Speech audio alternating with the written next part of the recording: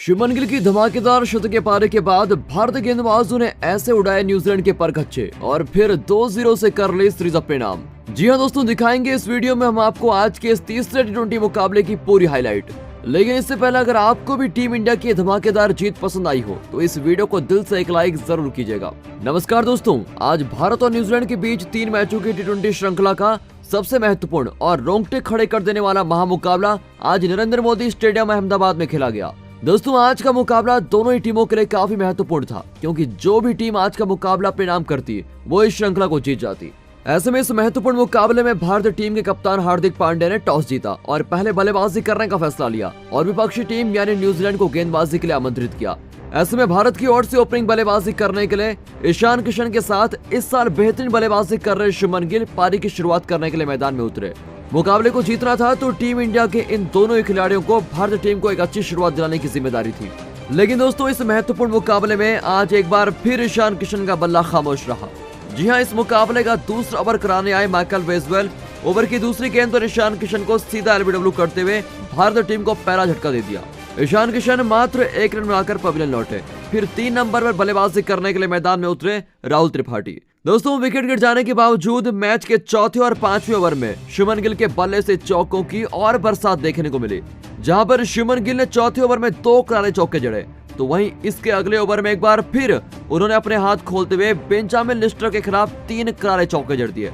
दोस्तों, शुभमन गिल का बल्ला आज आग उगल रहा था। वहीं मैच के छठे ओवर में राहुल त्रिपाठी का भी तूफान देखने को मिला, जहां पर उन्होंने एक करारा चौका तो एक आसमानी छक्का भी जड़ दिया। दोस्तों, बेहतरीन शुरुआत के कारण अब टीम इंडिया ने पावर प्ले के 6 ओवर में ही 58 रन स्कोर बोर्ड पर लगा दिए थे। मुकाबले में पूरी तरह बल्लेबाजों का बोलबाला देखने को मिल रहा था, क्योंकि हर ओवर से कभी शुभमन तो कभी त्रिपाठी दोनों के बल्लों से चौके छक्के देखने को मिल रहे थे।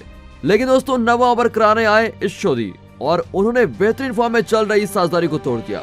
ओवर की दूसरी गेंद पर विस्फोटक बल्लेबाजी कर रहे राहुल त्रिपाठी को कैच आउट कर न्यूजीलैंड को दूसरी सफलता दिलाई। आपको बता दूं, राहुल त्रिपाठी 22 गेंदों में 44 रनों की आतिशी पारी खेलकर आउट हुए। फिर शुभमन गिल का साथ देने के लिए मैदान में उतरे टी20 क्रिकेट के सबसे तूफानी बल्लेबाज सूर्य कुमार यादव और आते ही उन्होंने एक करारे चौके के साथ अपनी पारी का आगाज किया।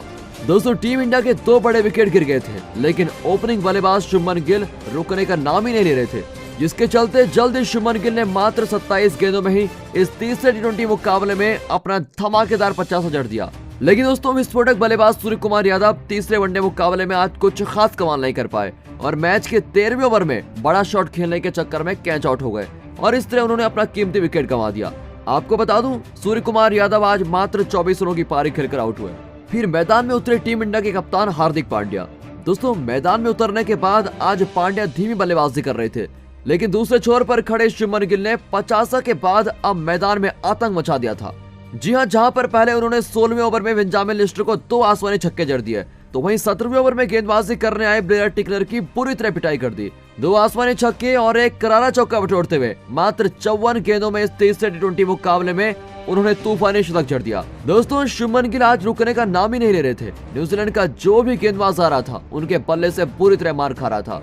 स्पिन रहा हो या तेज गेंदबाज, हर गेंद को शुभमन गिल स्टेडियम के पार पहुंचा रहे थे।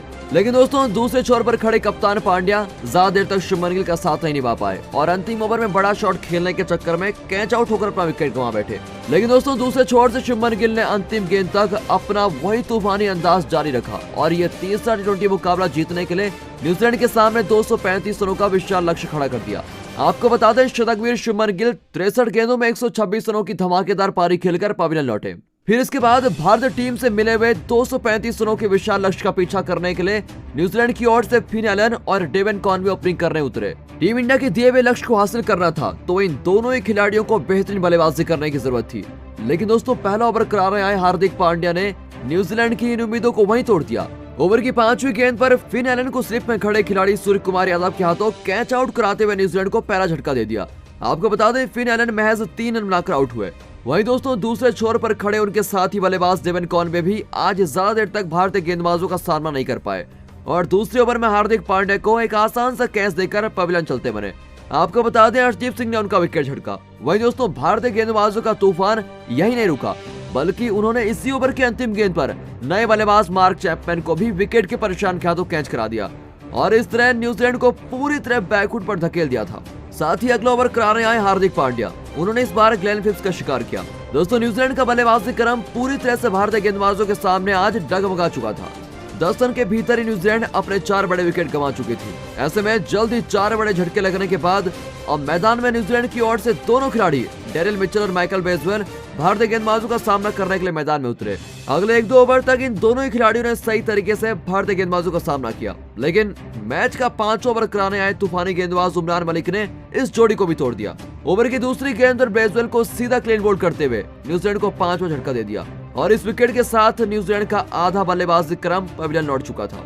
लेकिन दोस्तों इसके बाद डेरिल मिचेल की भारतीय गेंदबाजों के खिलाफ शानदार बल्लेबाजी देखने को मिली। बीच बीच में उनके बल्ले से चौके भी देखने को मिले, परंतु दोस्तों दूसरे छोर से न्यूजीलैंड का कोई भी बल्लेबाज भारतीय गेंदबाजों का सामना नहीं कर पा रहा था और अंतराल समय से अपने विकेट गंवाते जा रहा था, जिसके चलते न्यूजीलैंड की पूरी टीम मात्र 66 रनों पर सिमट गई और टीम इंडिया ने यह मुकाबला 168 रनों से जीतते हुए अपने नाम कर लिया। साथ ही साथ 2-0 से इस श्रृंखला को भी अपने नाम कर लिया है। तो दोस्तों आपको कैसी लगी भारतीय टीम की ये सीरीज जीत, कमेंट करके जरूर बताइएगा।